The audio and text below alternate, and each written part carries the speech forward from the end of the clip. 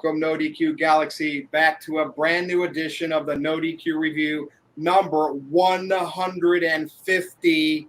And I am Virtue, being joined by this week's elite panel of NoDQ, consisting of Steve-O, Colin the Cleaver, and of course Aaron Riff. And yes, we were on a delay because I was sitting here having a heated discussion with Aaron Rift on what I can and cannot say on Twitter. And I think we've resolved that because I have freedom of speech on Twitter, and whatever I say is not affiliated with NoDQ.com, as long as Aaron doesn't retweet it if it's controversial. So we are here finally live. What's up, everybody? Steve-O, thanks for joining us again. This isn't your first rodeo on the review, is it? Well, for the review, yes, it actually is. Predictions, Wrestling Trivia Challenge, and No DQ panel I've been on. But thank you guys for letting me rejoin you. It's fantastic to be here. Looking for some great wrestling chat and discussions here. All right. Well, we will have that indeed. All right, over to you, Colin. What's up, man? Not much, man. Just hanging out. I go back to work next Friday. I cannot be happier. We had some weird stuff happen this week. Some interesting stuff, so I'm interested and excited to talk about it with you guys. Cool, and we got 4 big topics this week, plus super chats. Now, Aaron, I'm going to pass it over to you. I do want to throw a shout out there because I know you're going to read a super chat.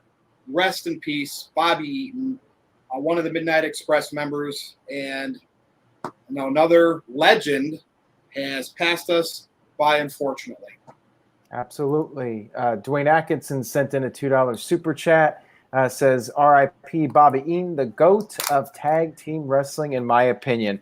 Certainly one of the best of his era, and you could say of any era.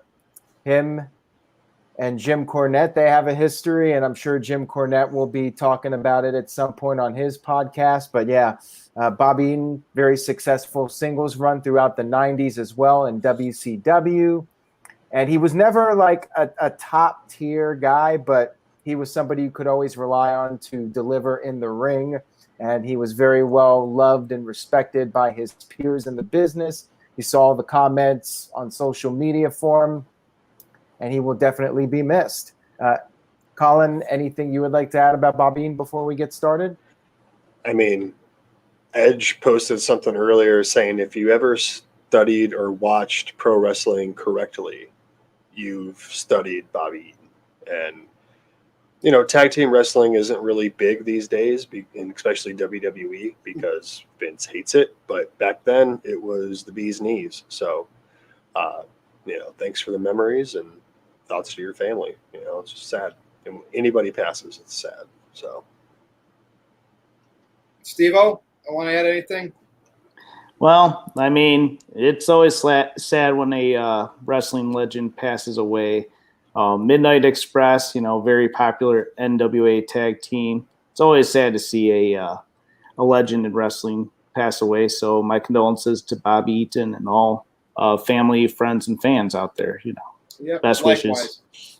So we got a late start, so we're going to hit these topics right away. I'm going to do a little bit different this week. We're going to talk about some stuff from SmackDown, since that was last Friday, then some Raw, then some Dynamite, and then our main event tonight, which will be Bray Wyatt's future, which I know Aaron did a video on, but guess what? I was not on that video. Colin wasn't on that video, so we'll get some more input there. And, of course, Ric Flair's future. First, SmackDown.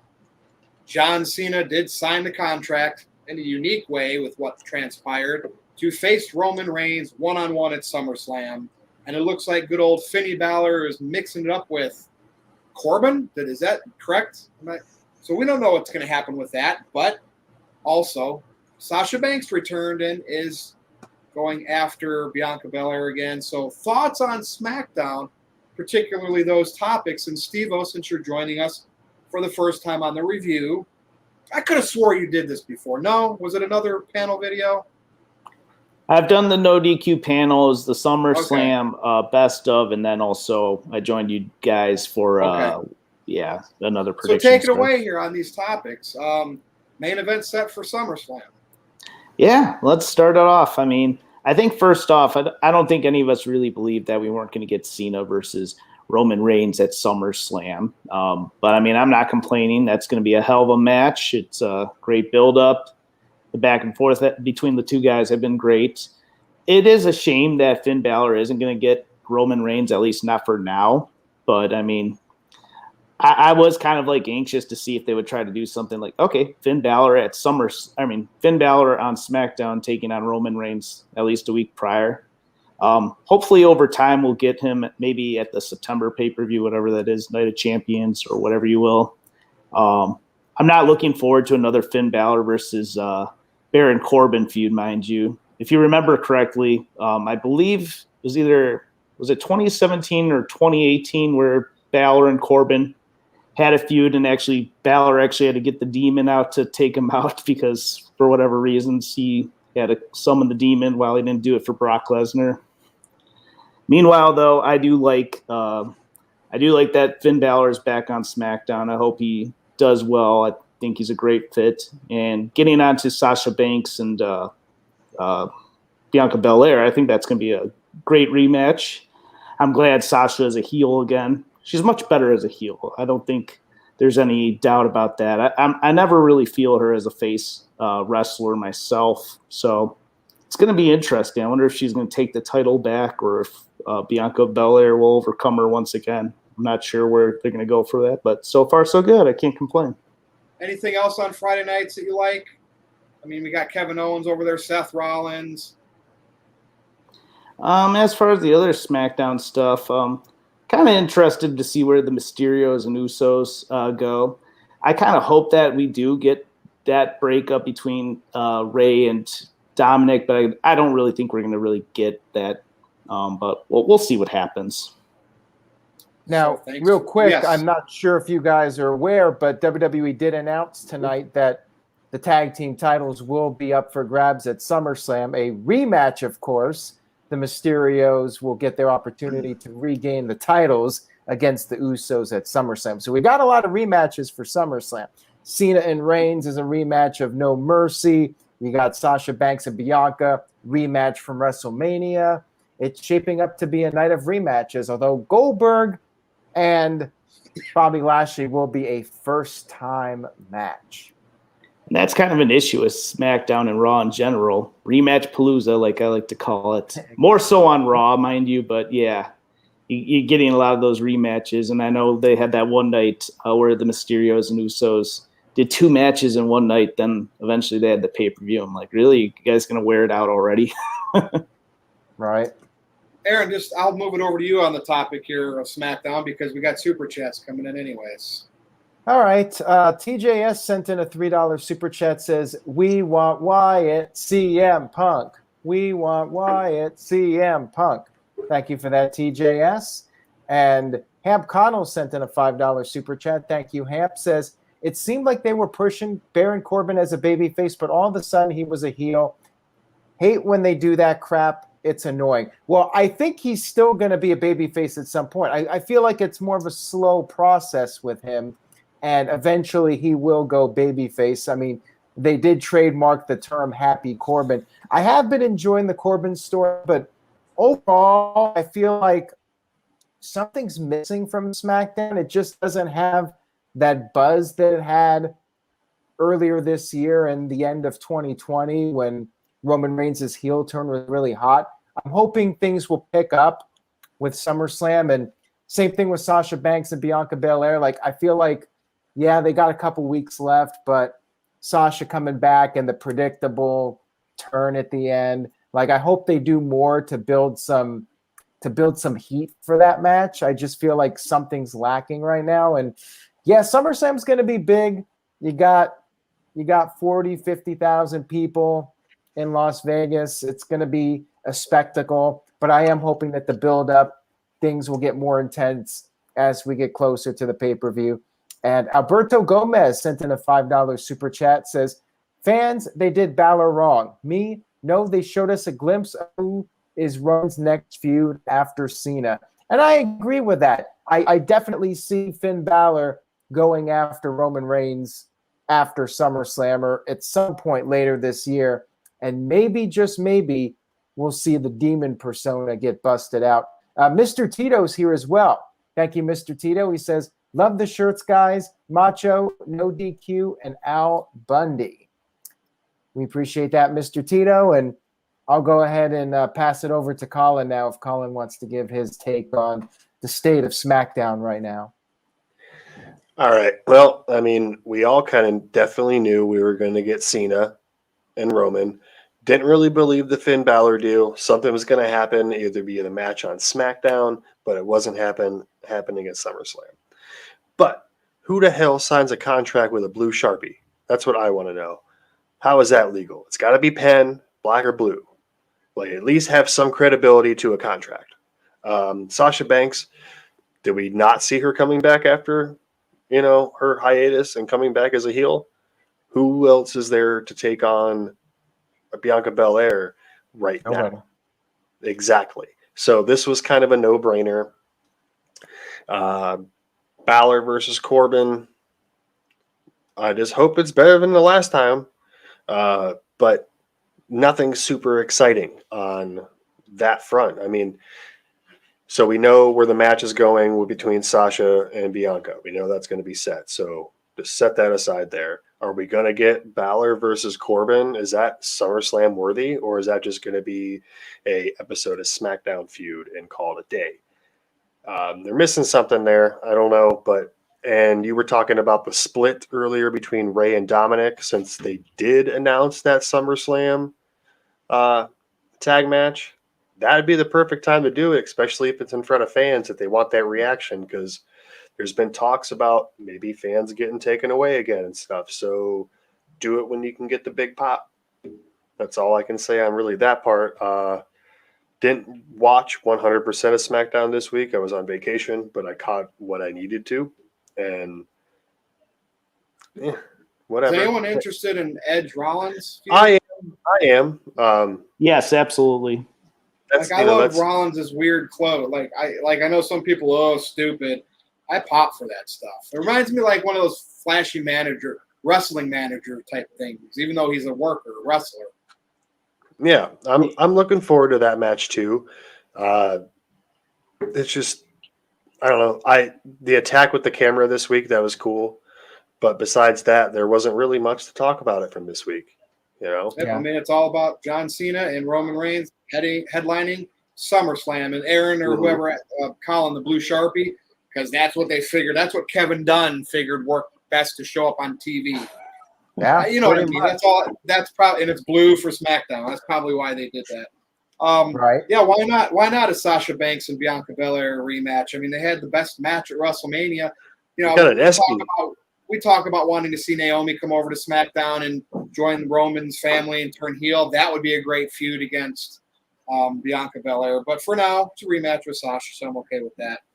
So, and Balor, we'll see after SummerSlam what his fate holds. Right. Aaron, you got another super chat before we move to Raw?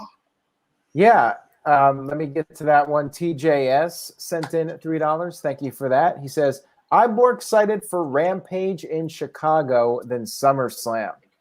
As am I, TJS. I mean, I'm looking forward to SummerSlam, but I think there's some money in that Friday night Rampage. I'll just leave it at that. Oh, that was a super chat? Yeah, it's gonna be a hell of a weekend between Rampage, SummerSlam, and I guess NXT. Maybe they'll do something noteworthy at NXT, but it's going to be a busy weekend, that's for sure. Are they running the NXT TakeOver that weekend, Aaron? On the Sunday, yeah. The Sunday? Mm-hmm. Yeah. Isn't SummerSlam Sunday? Saturday. Saturday. Oh, SummerSlam's on a Saturday. Shit, I didn't even pay attention to that. So I didn't notice that either. Wow. I'm so used to NXT Saturday like it used to be. So, wow, that's interesting. Mm-hmm. But anyway, that's why not, right? WWE, let's try to. Who else used to run pay-per-views on Saturdays? Was that AEW? Yeah. Yeah, they still do. They were when they first still did that. Anyway, let's just Impact does pay-per-view Saturdays, I know. Yeah, see, they confuse me, man.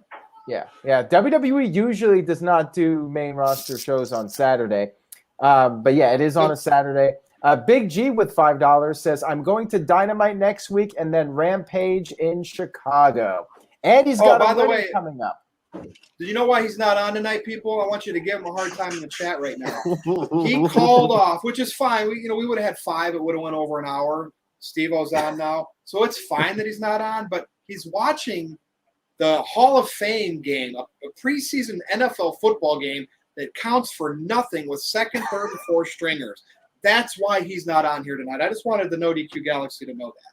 All right. And real quick, Alberto Gomez sent in $5, says, Sasha Banks is a star without the title. The pop she got when she returned answers that. Also, do you think SummerSlam is getting canceled because of cases rising? No. If anything, they're going through with it unless things get really, really bad. But as of now, the plan is to still do SummerSlam at the stadium. Masks, unless cases drop significantly, which they probably will not, masks will be required at Allegiant Stadium for SummerSlam. So make sure you guys bring your masks, although they're probably not going to enforce it. I doubt that anybody will be kicked out if they're not wearing a mask. But, use some common sense. And hey, Aaron, did you careful. guys see that they're doing in-person like meet and greets? They're not doing like the cameo ones at SummerSlam. And they had strict rules like, okay, no handshakes, no hugs, socially distanced photos. So that's going to be interesting to see if they would still go through with that. Demolition Man handshake like this. Yes. Oh, and Interesting. Akram Crow says, first time watching live. Keep up the good work. He's watching from Periscope, so Twitter. Thank you for tuning in. Anybody watching this for the first time, feel free to give us a like over on the YouTube page, youtube.com/AaronRiftNoDQ. The link is right there. You guys can give us a like. Consider subscribing to the channel. We're here every single Thursday night. Usually 99% of the time, 99.9% of the time, we are on time at 8 o'clock Eastern. This week we were about 10 minutes late, which is uncharacteristic for us, but hey, technical issues happen, and that's just the name of the game. Although you should have probably turned it on live and have the NoDQ Galaxy listen to our argument. So they probably would have been entertained by it. We would have got a lot of super chats, but we'll leave them guessing. They can stay behind the fourth wall on that one. Exactly. You ready for the next topic? Monday Night Raw. Monday Night Raw. Okay, so Colin, I'm going to start with you. So here's some things. We got Karrion, Kross, and Keith Lee rematch, and clean. Keith Lee won in the 50-50 booking, and somebody pointed out they're both now 1 and 2 on Raw since they've been on Raw. So yes, interesting having some NXT powerhouses get some disrespect by Vince McMahon. Jim Cornette's theory on Karrion Kross is that this is a Vince McMahon thing, that he's probably going to lose on the main roster like he's doing, maybe win, lose like that, and then all of a sudden Scarlett shows up with him, and then the demon is not the demon, but the gladiator is unleashed, and he's unstoppable. We'll see if that comes to fruition. Goldberg and Lashley. So what's going to be the outcome of that now? Starting to get that Goldberg feeling here. I don't know, his son was there, and some people were pointing out that's the same son that was on TV with him a few years ago. I thought maybe he had a different son. Yes. Son Goshiku was at Raw? He meant Goldberg's son. I know. Yeah, Aaron was trying to troll me. But, yeah, I mean, whatever this kid is on. What's Goldberg's son's name again? He has a name. Gage. Okay. Dominic Mysterio needs to get on that stuff or do that, whatever he's on. Okay. I'm just saying, Dominic, maybe he'll grow into his body a little bit more. It's because he's so tall and lanky, though. But, Colin, do we have to worry about Goldberg winning the title here? And then, of course, any other thoughts from Raw that you might have? All right. Do we have to worry about Billy winning the belt? I just that gut feeling sinking in. I mean, the closer we're getting to SummerSlam, man. That gut feeling sank in with me the first time I saw that his ass was coming back. Like the first time we talked about it, it's been sitting in the bottom of my gut. Am I excited about it? Hell no. Is it going to happen? I'm going with the 97th percentile that it is going to happen. And they're piping in those Goldberg chants on Raw. Yes, that is. And it's completely obvious. Like, I don't understand how, they don't notice, or don't think we notice, because it's blatantly obvious. And yeah, if that really is Gage, puberty kicked that kid square in the nuts. Wow. He was a little fat kid running around with no shirt on in the ring. And now he looks like, he could take you down with a single leg. But yeah, I just have that feeling Goldberg's going to get it because there's going to be fans there. They're trying to make it bigger than WrestleMania, blah, blah, blah, blah, blah. So I feel that's going to happen. Now, when we come to Karrion Kross and Keith Lee, see, Karrion Kross has this whole NXT championship match coming up at TakeOver 36 against Samoa Joe. It's really hard for me right now to give that match the interest that it should, because Karrion's looking like a little bitch over on Raw, and on NXT, I'm supposed to believe he's just this, Spartan warrior here from hell to, it doesn't work, especially when it's like Monday, Tuesday. It doesn't work for it. They should have just let him dominate for a little bit. Once he fades out from NXT, then he can lose a couple matches. Keith Lee, just not be on Raw yet. Just not be on Raw yet. Until you drop the belt, yeah. Keith Lee, I'm happy he beat him this week because he's taken 2 back-to-back losses, one to Bobby Lashley and one to Karrion Kross last week, or week before, whatever. It's dumb. Honestly, at this point, Keith Lee should go back to NXT as well. His time there went from, okay, mid-card, okay, you're getting a little push. All right, you have everything, then boom, you're gone. It went very, very, very fast. And you have dudes, like Adam Cole and Johnny Gargano and Tommaso Ciampa that have been there for 4, 5, 6 years and just chilling. They had a few little moments on Raw and SmackDown, but besides that, let's see, anything else on Raw that I really give a shit about? No. Nope. Not Nikki Ash. I mean, we talked about her last week. That was probably enough forever. I can't get into it. I have a teenager that thinks it's stupid. It's just, come on, give us the crazy, I haven't showered in a week, Nikki Cross back, and let her be on a tear, because guess what? She still could be a face, just a crazy bitch. It works out, Yeah.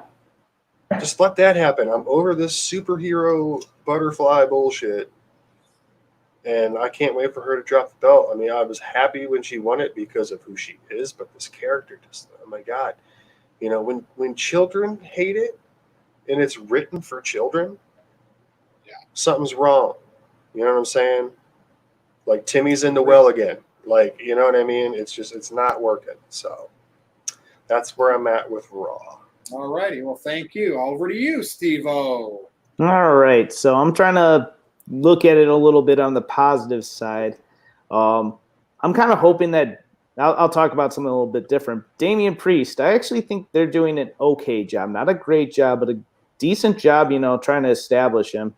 I think he just needs to take the title off Sheamus already. Like, he's actually an NXT call-up that's not been treated all too bad. I mean, you could say what you want about the quality of Bad Bunny and his pairing, but, I mean, that's like a mega mainstream star, and they've gotten him over. I think if they keep going with Damian, maybe give him the U.S. title off Sheamus, you might have something going down the line. We might be able to do something there with him. Karrion Kross, yeah, that's kind of a mess. And unfortunately, it's hampering NXT a bit. I mean, NXT is still an enjoyable show. I'm sure the Joe and Kross match will be good. But, I mean, after him just losing 2 times, he got the 1 victory over Keith Lee. But, yeah, they're treating that Keith Lee and Karrion Kross match like, I don't know, it's like some cheap match. Just like, they had that big NXT TakeOver match last year. And now they're just, like, throwing it around like it's cheap goods or whatever. So, I mean, I'm glad Keith got his 1, and I'm glad Karrion got at least 1 win. But they really killed that man's distinction on the main roster, and it's going to be very tough for him to recover. It might take a couple months in a reboot to get him over. I know they're talking about Scarlett coming on to Raw, joining up with him, but it's like, what the hell's the point of just like putting him on the main roster right away? They should have at least have him lose the title, and then they could have tried this garbage angle and go from there. If they did that, If they had him kind of lose, like say they do the rematch with him and Jeff Hardy when Hardy's back, and he loses that too. Say they do that, and then they want to debut Scarlett, and then say he loses the title to Joe on top of all this. Right. Then they debut Scarlett with him, and then he starts dominating and winning. Could Scarlett get more over than him? I mean, you know what I mean? Is that like Sable and Mark Merrow? I mean, I don't. I was going to say that. Go ahead.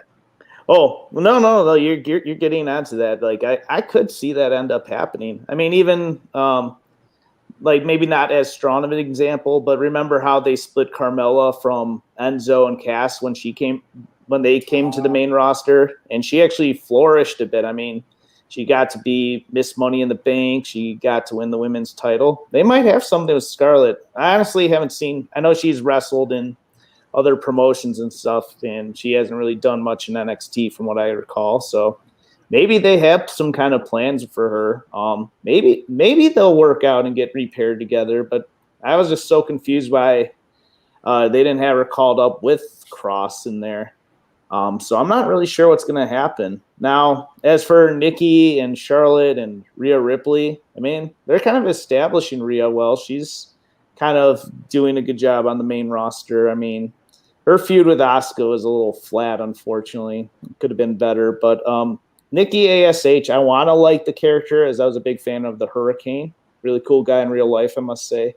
But yeah, I don't know about this whole thing. I think it's just ridiculous they had to change her name. Like, I mean, maybe they should have tried something a little more original than this ASH crap. I don't like that. I'm glad Nikki got to be a champion. I'm glad she's actually getting more TV time because she wasn't getting any TV time like a couple months, even just a couple months ago.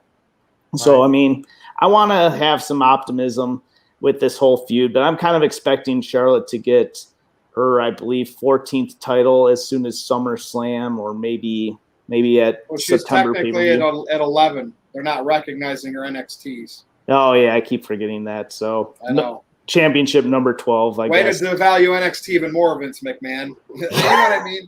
Exactly.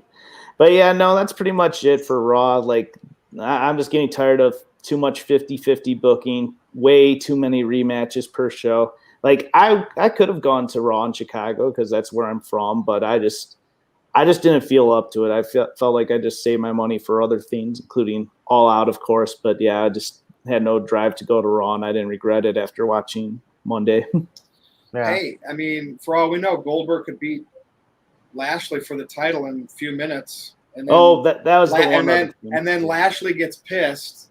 This might have been talked about already. Gets pissed, beats him, does something to him after he loses. And then here comes Big E, but he's not that. He's a baby face, so it'd be hard to see that type of opportunistic. Although the crowd would probably go nuts for that because they'd be like let down that Goldberg won, but then here comes Big E to save the day. But yeah, whatever. And I mean, a any quick thoughts question on about that? Yeah. I was just going to say with Goldberg, like, didn't they say it's like 2 matches per year, or that's what I thought. They have the option to extend it? Because I'm trying to think. Because I almost think he could win the title, but throw more money at him. They just rework the deal. Hey, we're going to add another match, and this is how much we'll give him for it. That's probably what it would be. But yeah, the cash in, like you suggested, could be something they could do.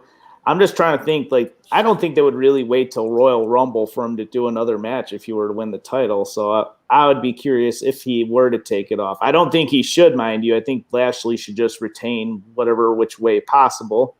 A Big E cash in would be awesome too, but yeah, no, I'm just like, okay, if he's really 2 matches a year and he wins, what else will they do? Hey, cash in before the match happens and make it a triple threat. There you go. There you go. Give Goldberg a breather. But all right, well, good input there. We'll pass it over to Aaron, as I saw a super chat come in with no comment, but I was kind of surprised there was no comment. Go ahead, Aaron. All right, well, first of all, Steven has a comment here about maybe Becky Lynch returning on SmackDown and beating Bianca Belair, and then Charlotte faces Becky at Survivor Series with both titles on the line. I'm not sure how I feel about that one. I don't think Becky needs to be on SmackDown. I think Raw really needs her, and I think Bianca needs somebody like Charlotte. I would have Charlotte move over in the draft, get her over on SmackDown to feud with Bianca. and maybe get Sasha Banks over to Raw. I think you need to switch those two up, but we'll talk more about the draft as we get closer to it. Let me get to these super chats. First of all, going way back here, Alberto sent in $2, says Lesnar did it better attacking Rey Mysterio's son. They're not going to have Goldberg's son taking any bumps at 15 years old. I just don't think they're going to go there, which is too bad, but it would be interesting. Let's just say that. I just don't see them doing that. And yeah, Matt Helms sent in a very generous $20 super chat, but no comment. Thank you very much for that, Matt. Much appreciated. I know Matt's been part of the chat rooms on a regular basis, so maybe we'll get a comment from him. And Jeremy Dorset sent in a $1.05 super chat with no comment. And it looks like we're going to need El Banyo taken care of here in the chat room. He's causing some problems. Oh, jeez. All right, he's out of here. So as far as Raw goes with the build-up for SummerSlam, I think it's been pretty weak. I have little to no interest in Goldberg versus Lashley. Maybe Big E cashes in and wins the title. I could see that as a possibility. Goldberg is only contracted to 2 matches a year. They could always tack on a third match. Maybe Goldberg wins the title and then defends in Saudi Arabia. They could do something ridiculous like that. But, man, I just don't care about it. And the women's match, the 3-way, they're chanting Becky Lynch on every show. That's what we want to see. We don't want to see this triple threat. It should have been Rhea Ripley versus Becky Lynch at SummerSlam for the title, in my opinion. But they're saving Becky Lynch for later down the line. And as far as the other matches, I mean, they haven't teased anything yet other than maybe Randy Orton and Matt Riddle versus AJ Styles and Omos, but that all depends if Randy Orton returns by the time SummerSlam rolls around.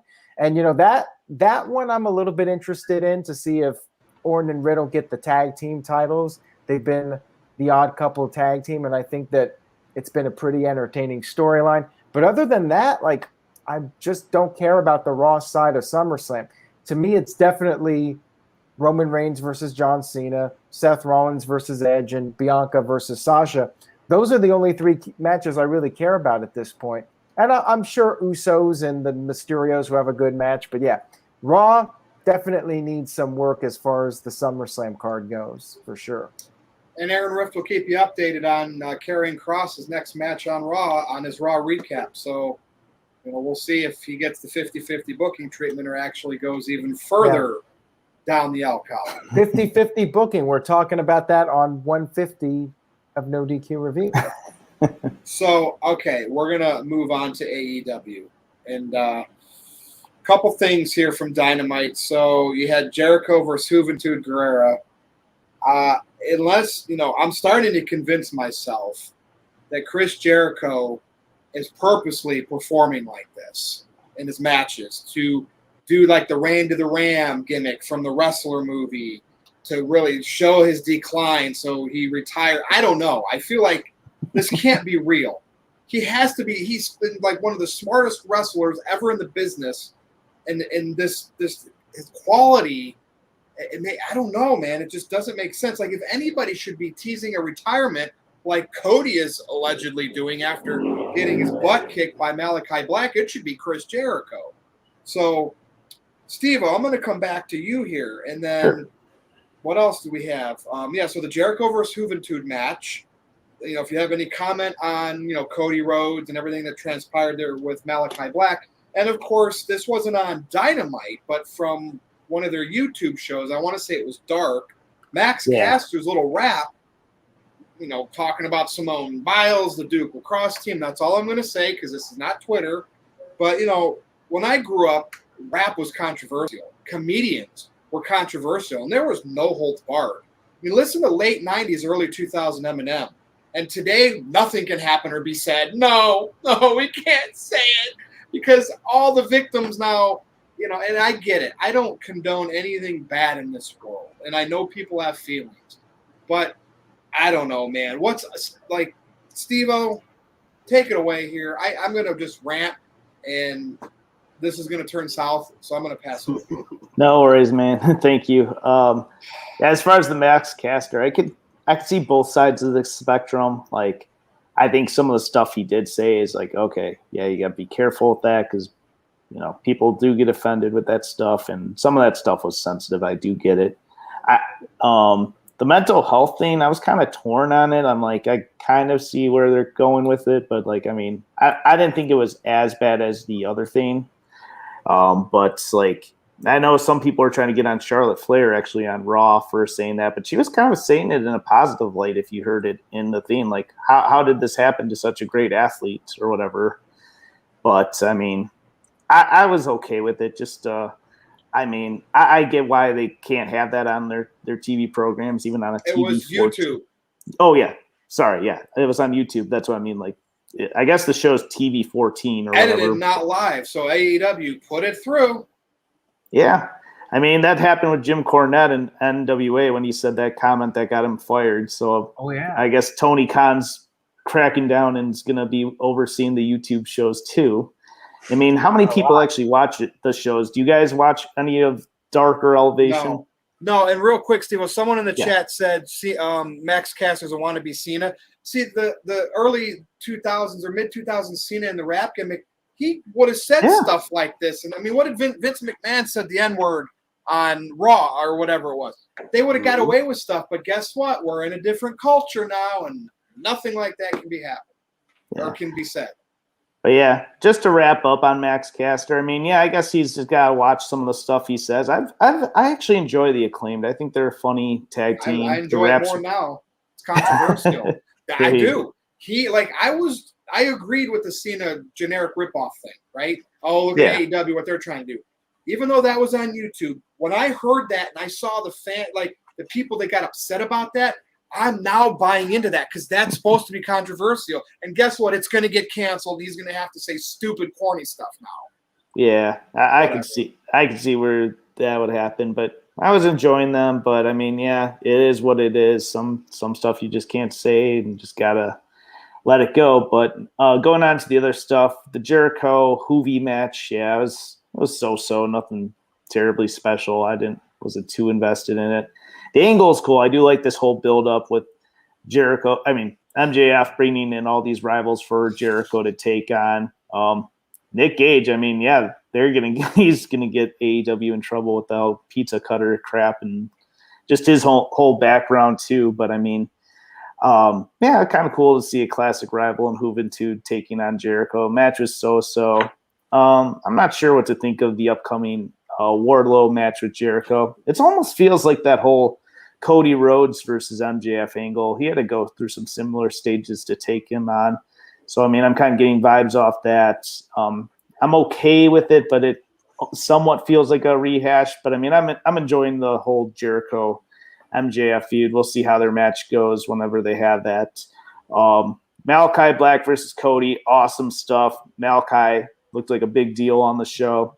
I wasn't buying too much into Cody's retirement. I mean, obviously, it's just a ploy to get him to go on to Go Big Show Season 2 or whatever it is. And we'll see how it goes. Hopefully, Cody will do the right thing. And if he does, he returns. He either doesn't feud with Malakai again or he just puts him over again because that's almost a rehash too, mind you, with how Brody Lee took the title off of Cody, the TNT title, and then Cody returns, and it was like an abrupt match, like just Cody wins it back. I mean, the match was pretty good. I can't remember. It was like some kind of hardcore match, but dog collar match, wasn't it? Dog collar, thank you, yes. Yeah, I mean, decent enough match, but I was just like, damn, Brody ended his run as TNT champion already. As far as the rest of the show goes, I think Christian Cage and Omega, if that's what the direction they truly are going with, like for All Out instead of Hangman Page and Kenny, I think that should be good. It's kind of interesting. I mean, obviously, Hangman's going to be going off for a while because he's going to be having a kid soon. It's going to be cool to. I kind of like that they kind of bait and switched, like they were acting like they were going to get the title, but now he has to wait a little while longer to go for the championship. Didn't watch all of Dynamite because I was a little busy, but I watched the review, Aaron. I watched some of the key highlights. It was a decent enough show. Some filler like that Miro match. I was like, I don't have an interest in watching it. But overall, pretty cool stuff coming up. We'll see how it goes. Oh, now, Colin, I'm going to pass it over to you. Someone pointed out to me the whole Vince McMahon N-word thing was on the Survivor Series. That was 2005 pay-per-view. One Vince McMahon got controversial. So anyway, Colin, Dynamite, AEW in general, take it away, man. All right, I'll start with Malakai Black, whatever. I thought the entrance was dope. His mask was sweet. His ring, the ring gear is really cool. He got to use music that was outside of the typical guy who writes music for AEW, which was really neat. He got to do his own thing, his own band. But 5 minutes and 9 seconds, that's how long that match was. The table spot with Cody falling off the top of the ring posts or ring ropes, whatever, that was a little sloppy Joe's. Just the way that Cody pushed off, it was all right. All right. 30 years ago would have been fine. Too many wrestling fans are smart to how things are done now. It was a definite sloppy Joe moment, but I loved the outcome. Him doing his little shtick at the end. Oh, I'm retiring. No, you're going to go film a show, but why won't you just kind of write it off of, I need to go spend some time with my family. I just had a kid, yada, yada, yada. That would have made more sense to me. As a dad, that made more sense to me. God, let's see. Hoovy and Jericho. Take me back to when I was 10, 11 years old at my buddy Phil's house on a Monday night eating Hardee's. You know what I mean? Like, it was cool to see as a nostalgic point. You know, when you're in your 30s and you see people that, wrestled when you were a kid still wrestle each other, it's a pretty cool thing. But the match was really nothing great, and you called it, Virtue, with the Judas effect off the top rope for the finish. I mean, you called it. It made sense. It happened. Wardlow is kind of a letdown for me for number 4. I was really expecting someone way better or bigger name or someone with some type of significance, not just someone in the pinnacle. If anything, I would have had Wardlow go again or replace Shawn Spears in the first round. But anyways, now we got, Max Caster, the son of the Pro Bowler. I mean, all right, 20 years ago, this would have been cool, but, it snows all the time anymore. So it's just the way it is. I mean, he talked about a case that was dismissed, a smelly muff, and some mental health issues that everybody talks about every day. It's all over Twitter. Twitter is nothing but a big mental health deal. Stuff was mild compared to what rap used to be in the 90s. Exactly. And Eminem. I mean, Eminem, DMX, all those guys, you know what I mean, that just didn't care. There were so many words you can say in songs back then, and you say that thing now, your song will be famous because snowflakes will blow it up. Besides that, AEW really wasn't much. It had a couple decent factors. I love Britt Baker and Tony Schiavone. Those two I freaking love it. So,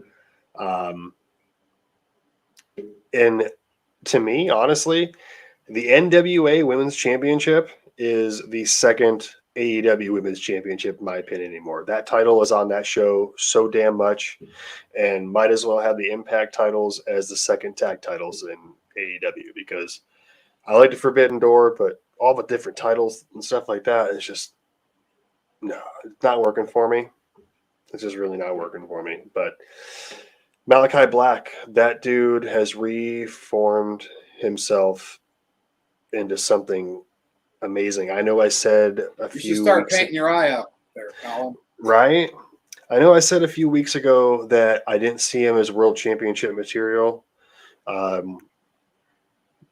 After last night's showing, I see it happening sometime. I said credibility to him that he definitely TNT championship, but after what he did to Cody and then continued to do, with his character, I really see 6 months from now him in a world championship match. All right. So, Great input there. We'll be back to you and Steve over here in a little bit for the main event. But Aaron, take it away on whatever you want to add to this AEW conversation.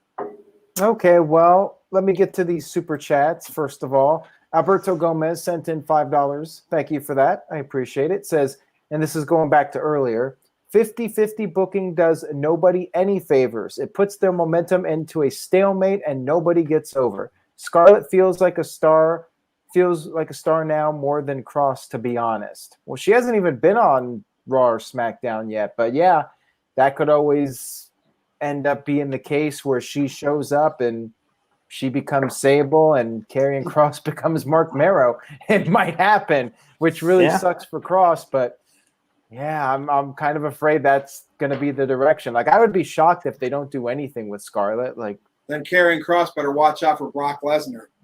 If that's the case, I see where you went with that one. Why not? Or that new guy who looks like Brock Lesnar from the Performance Center. Oh, Parker? Yeah, maybe. Yeah. Maybe they could just do that as a storyline on Raw at some point. They could take the real life Mark Marrow, Sable, Brock Lesnar story and make that a storyline on WWE television. Oh, boy. All right. Dwayne Atkinson sent in a $5 super chat. Thank you, Dwayne. Says, Chris Jericho versus Malakai Black is the 5th and final match. I could see MJF doing that. Maybe, but the problem with that is I don't see Black losing, and Jericho needs to win in order to get that match. Plus, I don't think that they would do that on Dynamite. I think that they would save that for the pay-per-view, and I strongly suspect it's going to be Jericho versus MJF at All Out on September 5th. I'm calling Sammy Guevara for that. Number 5. Yeah, I was going to say that too. I was thinking, okay, they forced him to fight a friend. Guevara, maybe Hager. Yeah, I saw that idea floating around, and that definitely makes sense where Jericho is forced to wrestle his close buddy, Sammy Guevara. I could definitely see that being the last one. And Hab Connell sent in a $2 super chat, says, I wish AEW would quit all of these crossovers. The forbidden door is open. They're trying to do something different. WWE doesn't like to work with other companies, so AEW is taking a different approach, bringing in people from different companies, and we'll see how long it lasts, because historically the problem with it is that egos clash and one side doesn't want to put over the other side, but maybe they'll be able to work something out. Everybody is happy. That remains to be seen. However, how many of us are talking about Impact right now? Like, I don't even know what's going on with Impact. I haven't watched it in months. I don't even know who the champions are besides Omega. I guess the Good Brothers are the tag champs. So the guys that are on AEW, they're the only guys that I'm aware of as champions. Josh Alexander's the X Division champ. Well, whoopee. Isn't someone from NWA their women's champion or something? I thought something like that happened. Oh, I don't know. But anyways, Keith Kurt Hawkins is getting a title match. All right, then. Keith Johnson with a $2 super chat says, what sense does it make for the Giant being in the NWO? Wow, that's a random question. The first time or the second time? Because he joined twice.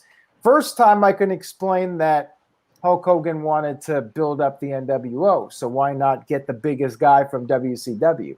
The second time, I cannot give you a good logical reason for that heel turn. That was when WCW started going down the shitter. Long before Vince Russo came in Virtue, so that's that. And, I pretty much said my piece about AEW on the live stream. I thought it was a good show. AEW picking up some momentum. The momentum continues.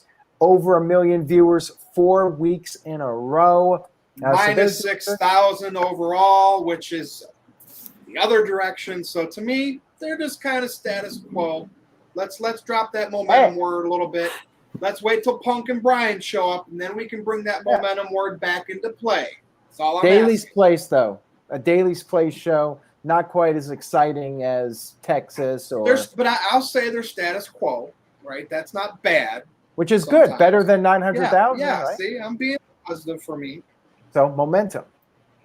No, momentum is up or forward. It can't go up Anyway. every week. Took WWE well over a year to catch up to WCW. No, but there's narratives out there that say momentum when it's not really momentum. So wait until it's legit I don't momentum. say it's momentum. I'm not saying you. I'm saying there's plenty of other people out there. So He's right. well, are we ready to go to the main event? He's not right. Yeah. There is no moment. All of wrestling Raw was up this week. Momentum. It was? Raw was up. down. No, SmackDown was down last Friday a little bit. Raw was up like 10,000. Well, Status AEW, quo. my Dynamite recaps are on par with Raw and SmackDown now. And What I'm before, noticing, Raw and Aaron, SmackDown were way above. It's a correlation. Like if AEW's up a little bit one week, WWE as well. If one's down, it's like correlated. I swear to God, it's just wrestling in general. But anyway, ready for the main event? Momentum. Yes. So you've already momentum, yeah, minus 6,000, which Momentum. yeah, minus is momentum. Okay. They Aaron's could trying have to lost like 100,000. Aaron, no, momentum is gaining. Okay, even if it was +1, I would say you're right. Okay, but Aaron's taking the 2 steps back, 1 step forward is momentum. Okay, that's fine. We're talking about the main event, which Aaron already kind of had to bring up to the panel. Steve-O, were you on that on Sunday with Bray Wyatt? No, I couldn't make it. Oh, you weren't on that? unfortunately. Okay. Great show, though. So, yeah, go check that out. So, I don't know how much more Aaron will have to add, but we got Colin and Steve-O because we're going to talk about Bray Wyatt's future now that he's released from WWE and Ric Flair's future, who asked for his release from WWE. So, Colin, I'm going to start with you here. I've said Ric Flair to me at this stage of his career, you know, he was signed. I thought he was a legend, pay by appearance. That doesn't mean anything to me. He could show up on AEW for all I care, whatever. It's Ric Flair. There's nothing he can do other than kind of an old school promo, if that. The Bray Wyatt thing is interesting because what happens there? I think he should go to Hollywood and say F the wrestling business. His mind is clearly beyond wrestling. But again, it's all about connections for that kind of stuff. So take it away. Your thoughts on these two future endeavors. All right. Well, Ric Flair is 72 years old. As far as I'm concerned, the man can go do whatever the hell he wants. He's been in WWF. He's been in NWA. He's been in WCW. He's been in Impact. He's been everywhere. So why not let him float his old ass over to AEW, let him do a couple appearances, make some money, because he has like what? How many people does he pay alimony to? Surely going to need it. You know, let him ride out the few years he has left because, again, he's 72 years old. We know how this works in pro wrestlers, guys. We don't have many years left, you know? So let him do what he wants. I'm with you. I was shocked as hell when I found out he actually was under contract, not just hey, Rick, we need you this week. Could you fly to Florida?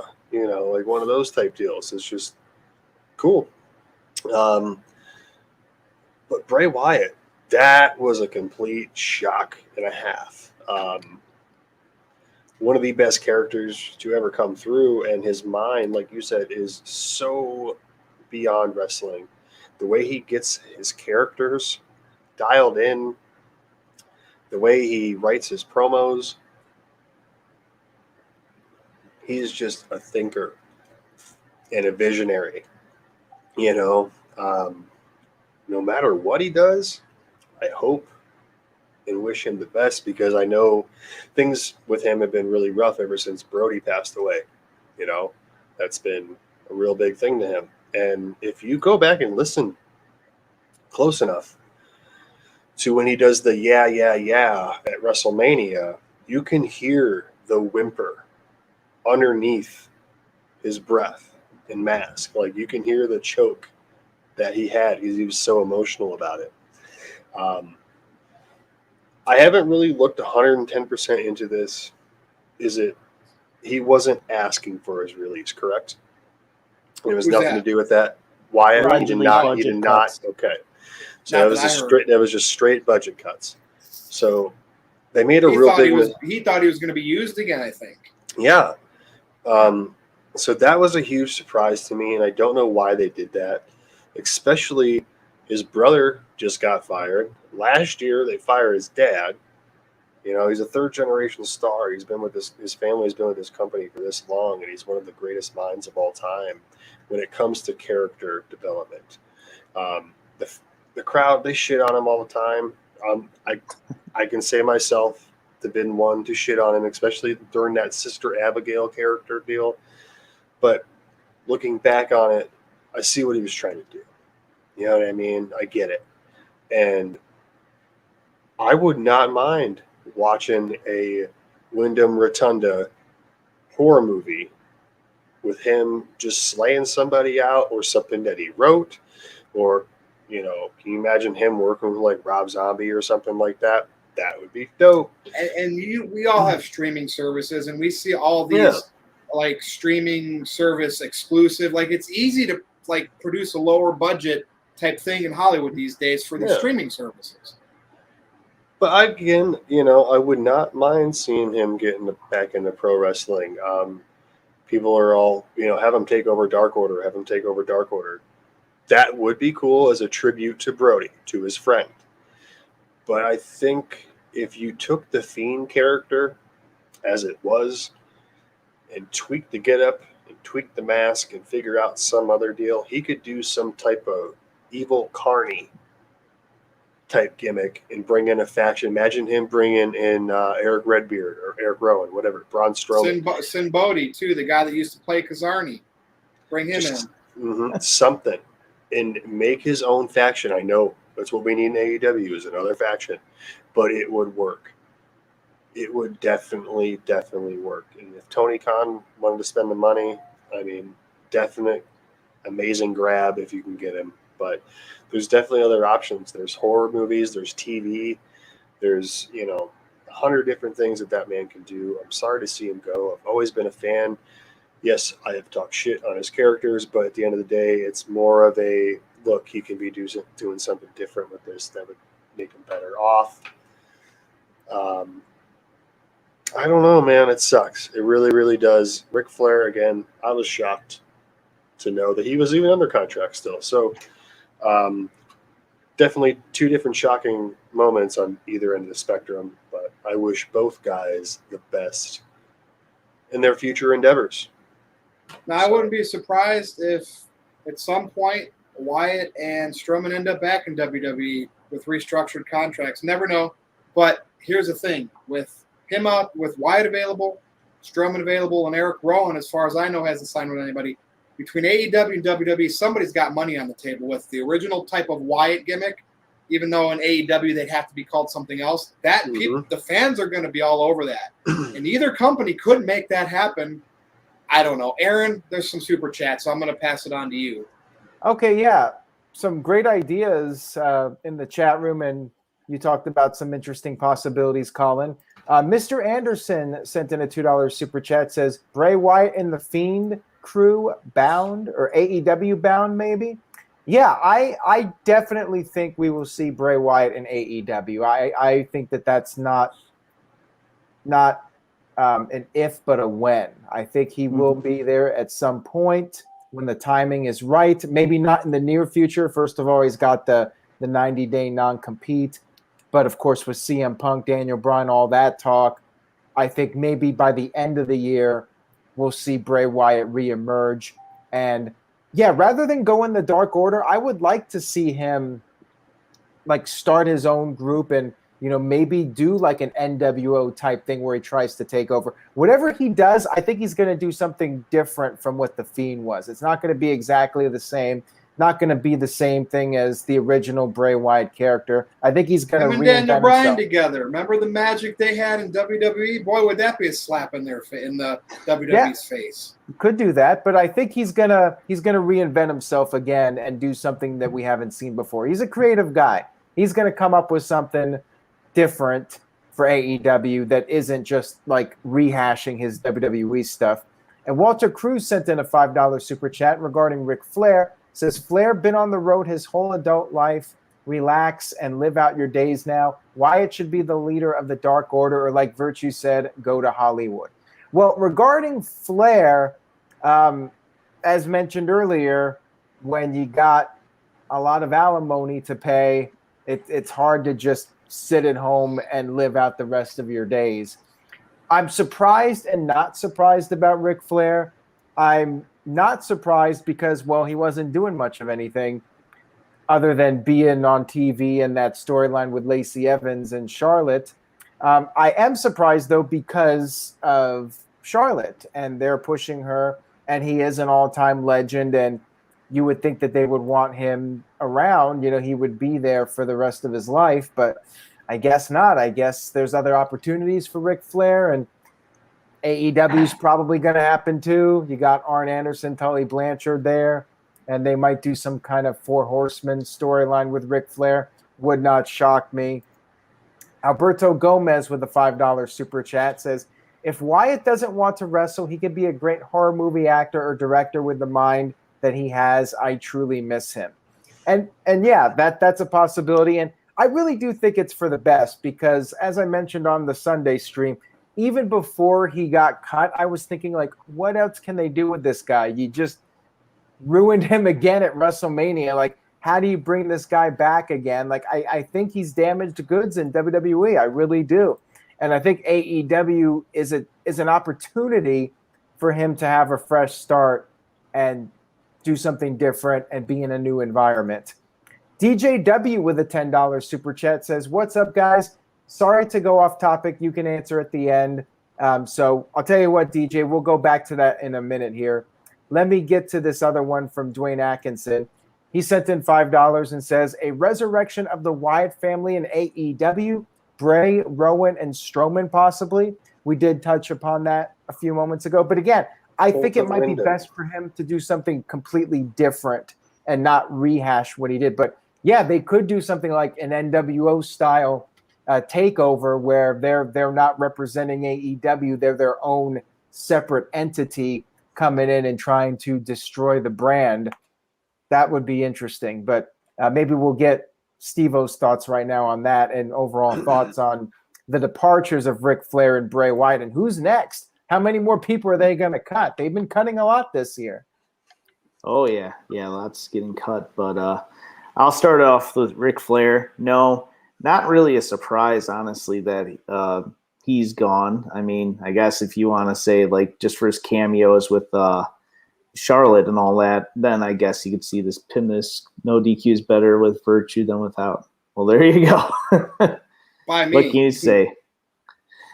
But no, like yeah, no, I mean, I'm not surprised too much about it. I guess, you know, but there's only so much Ric Flair can do with his random cameos on WWE television. He's just a legend that just pops up every now and then if they do an old school Raw or SmackDown or need some random segment. So I'm fully expecting him to come to AEW, at least for a couple appearances.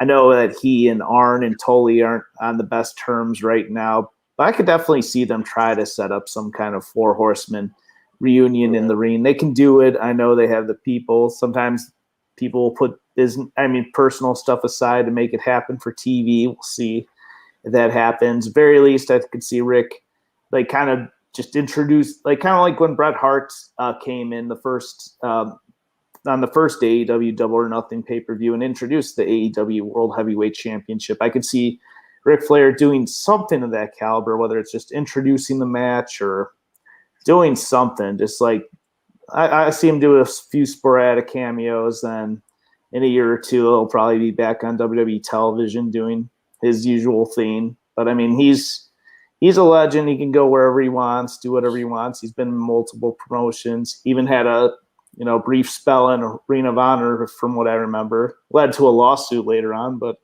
is what it is. Now on to the meat and potatoes. Bray Wyatt. Yeah, very shocking release.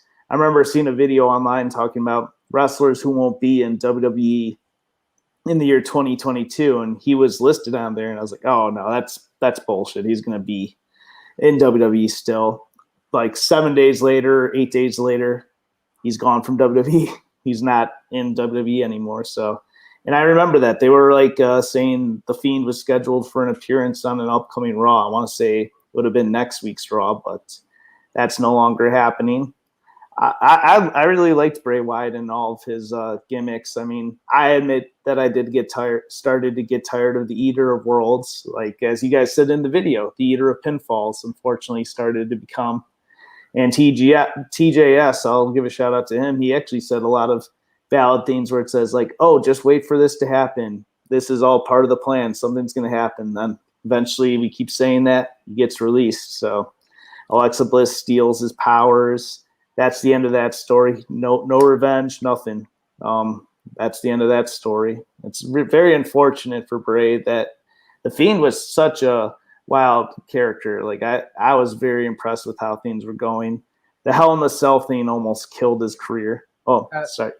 Steve, real quick, I just wanted to add on to something. Yeah, go for it. Regarding what TJS said, like, let it play out. Like, yeah, I've been watching this stuff for a long time, and it always turns out badly, or at least almost always turns out badly. Yes. WWE storylines often start out strong and then they fizzle out. If they start off weak, rarely do they ever get better. It usually just stays bad. And this is somebody who's been watching wrestling for a very long time. So every time there's a bad storyline on Raw, I always see the comments on Twitter. Oh, just let it play out. You got to give them time. You got to just not jump to conclusions.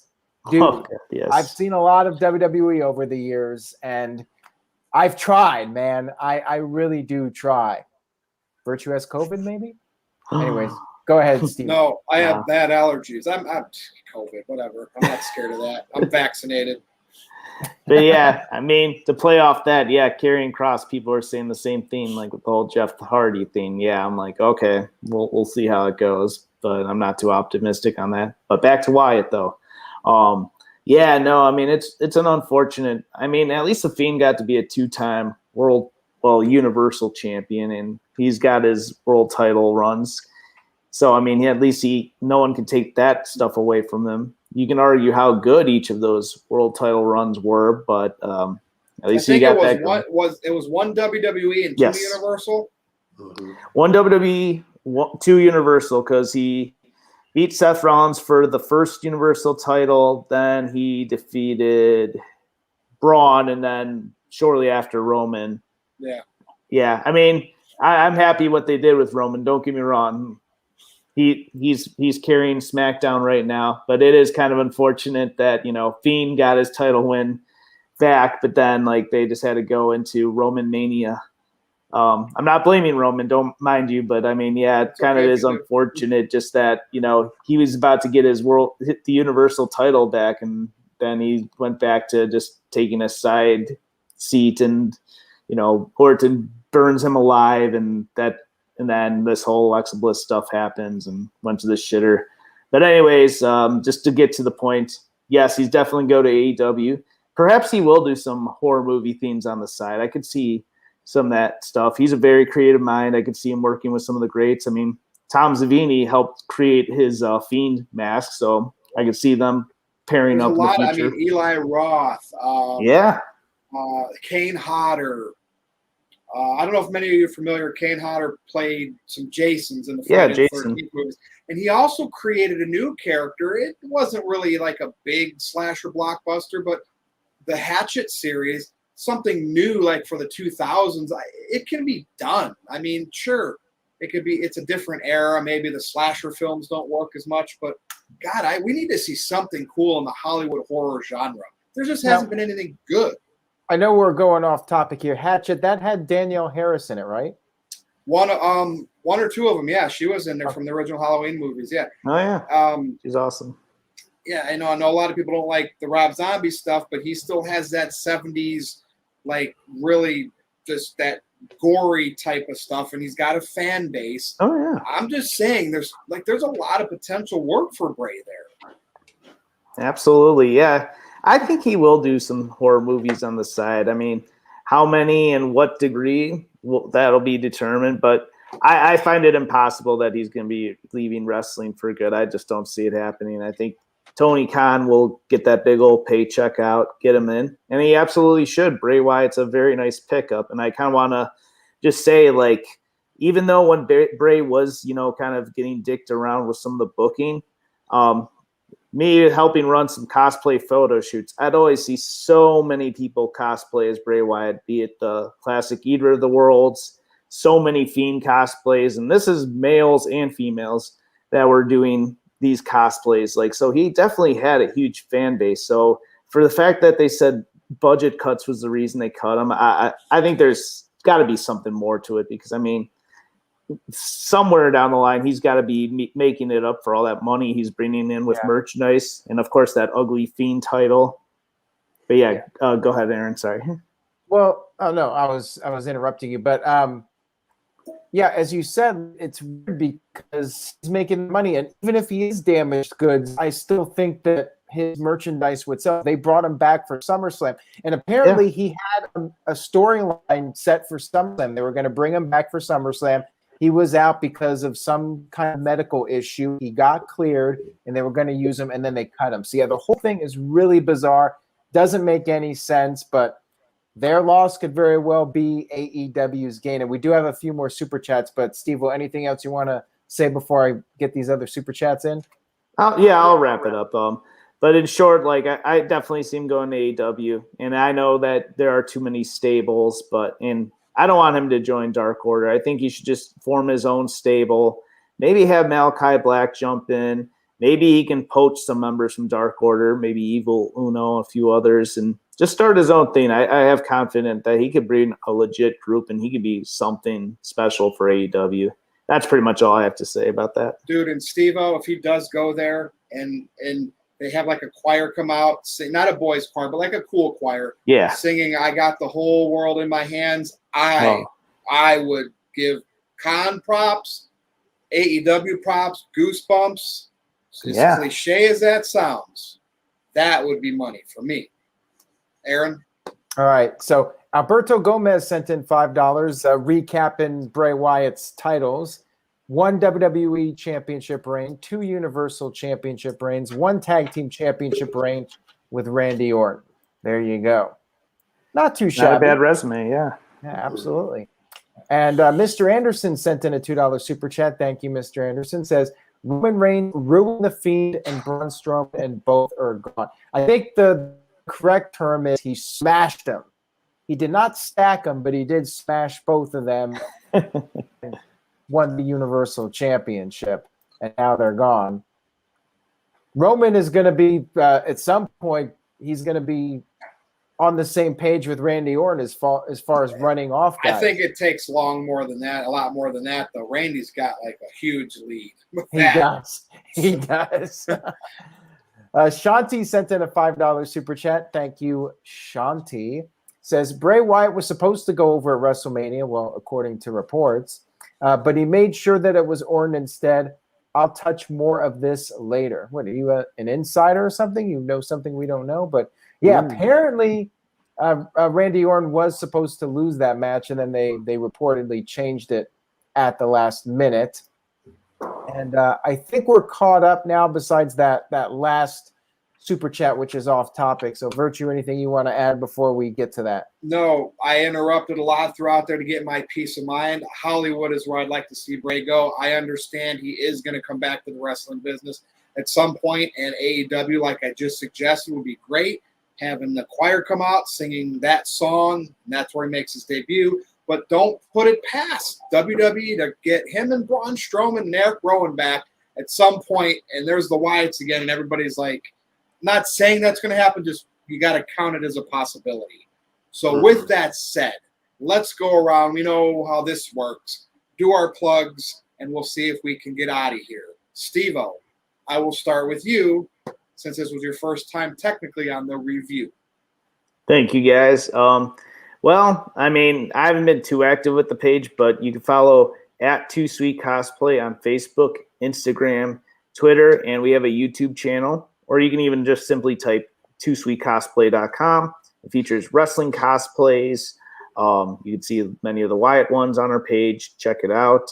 You can also follow me on Twitter at SteveOJ on Twitter.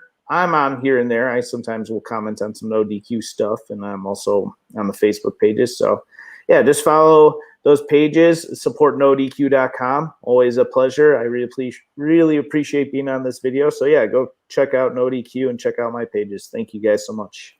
All right, good to have you on. And now over to Colin. What's up? NoDQ.com/Colin takes you to my Twitter page, or you can just type the handle that is right there. The Cleaver Colin Andrew takes you to my YouTube page, where I broke 2,000 subscribers earlier this week. So keep it coming. New content soon. Thanks for having me on again. Always a blast. And I don't know when I'll be on for this show again, but will be a while. So till next time, guys. Now, why do you say that? Work? Yeah, I go back to work, Okay. so I'll be working Thursday nights until like 9:30, 10 o'clock. So Okay, Wow. well, we'll make sure you get on when you can. So thanks. for being here. Over to you, Aaron. All right, so now we'll get to that super chat from DJW, and people are already saying good night. See, we should have done this before we did the plugs, but all right. DJ, I apologize. Not as many people will be hearing our responses to this question, but nonetheless, here we go. He says, what's up, guys? Sorry to go off topic. You can answer at the end, which we're doing. How can talents like KO, Sami Zayn, Bayley, etc. have successful transitions from NXT, but Kross and Keith Lee get buried? Great job, guys.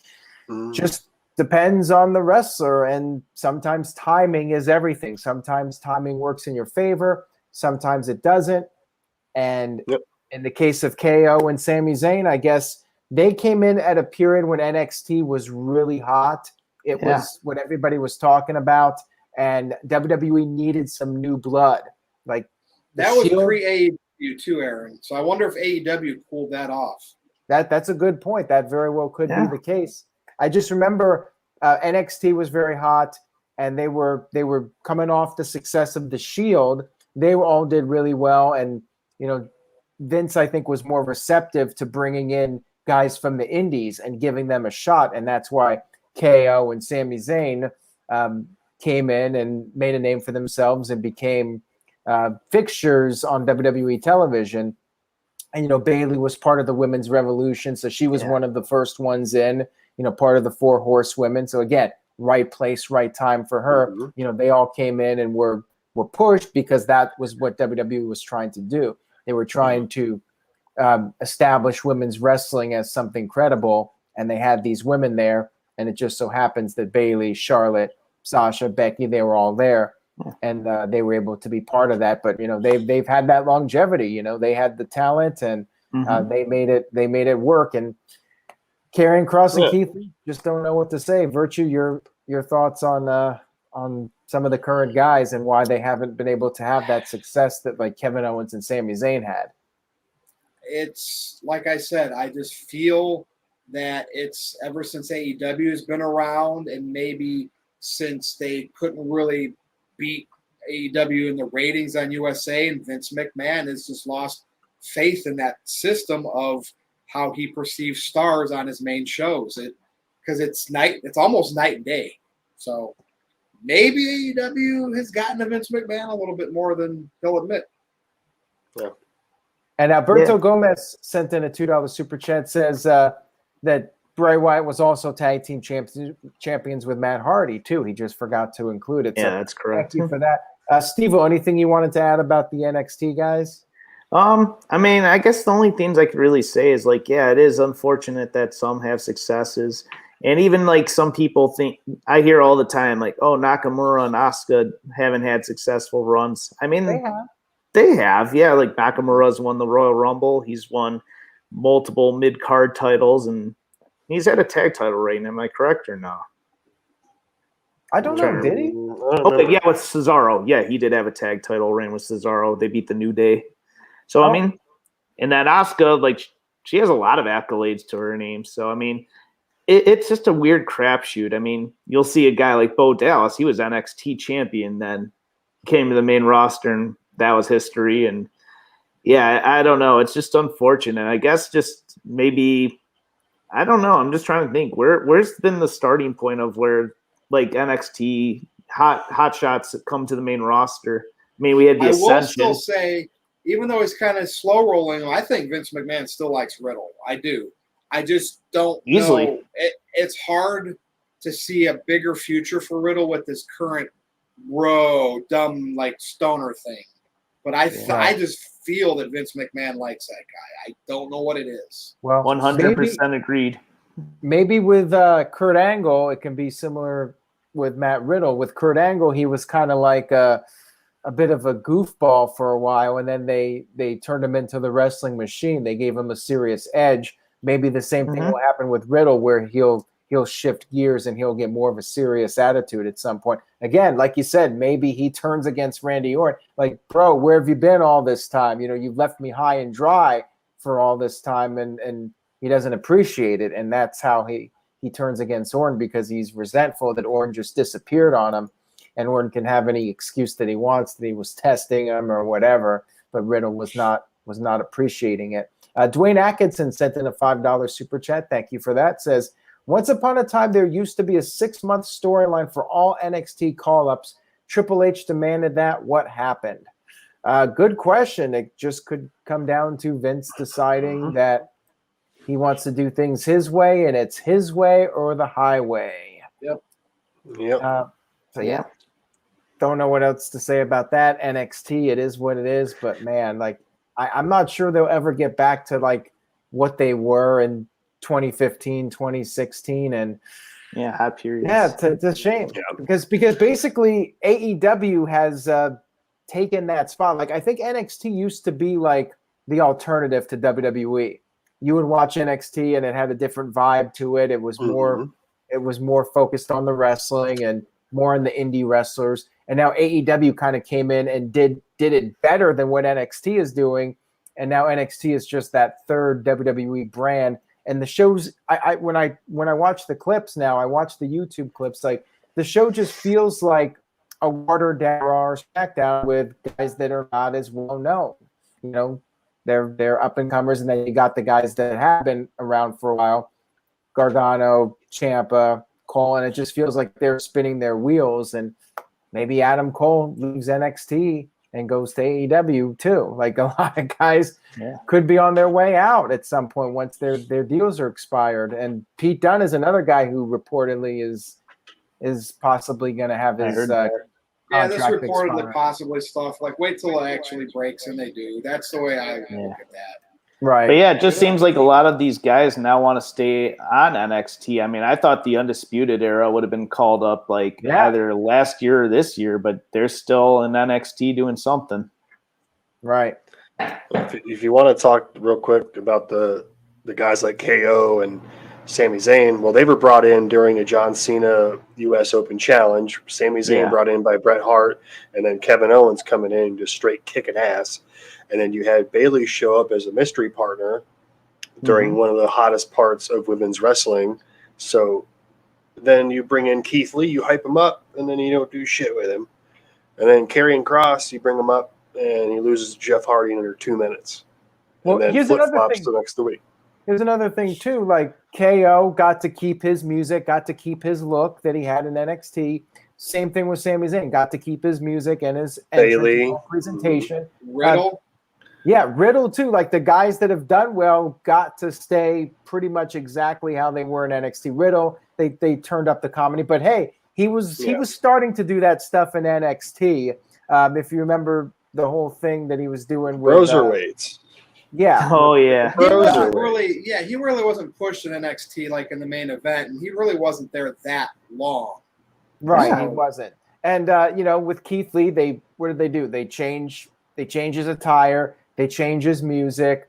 Karrion Kross, they strip his entrance. He doesn't have Scarlett. So I mean, you're setting these guys up to fail if you're just going to take away what's working for them in NXT. Real quick thing though, like and I don't want to get this too long, but I would say like Riddle probably is more successful now than he is in NXT, and probably even Elias. Like, Elias didn't do all too much. And then finally Becky Lynch and Alexa Bliss never held titles in NXT. I don't think Bianca Belair either, yet they're all champions on the main roster.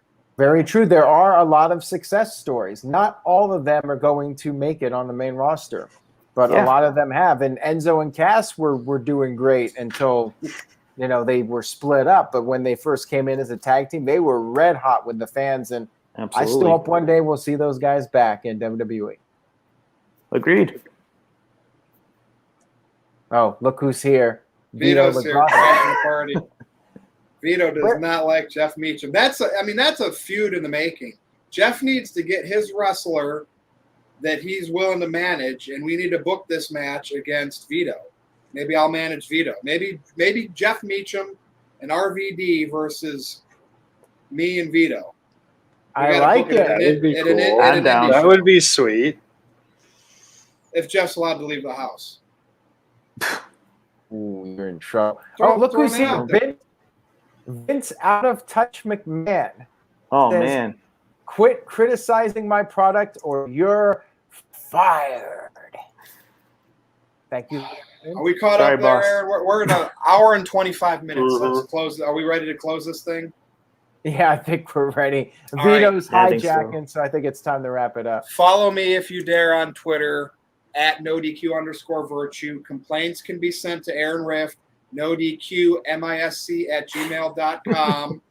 But anything I say on Twitter is not affiliated with NoDQ.com. It is exclusively my vision, my view, my opinion, and don't take it personally. But for Steve-O, for Colin the Cleaver, and for Aaron Rift, I am Virtue. We will see you next time. He's got Take the care, everybody.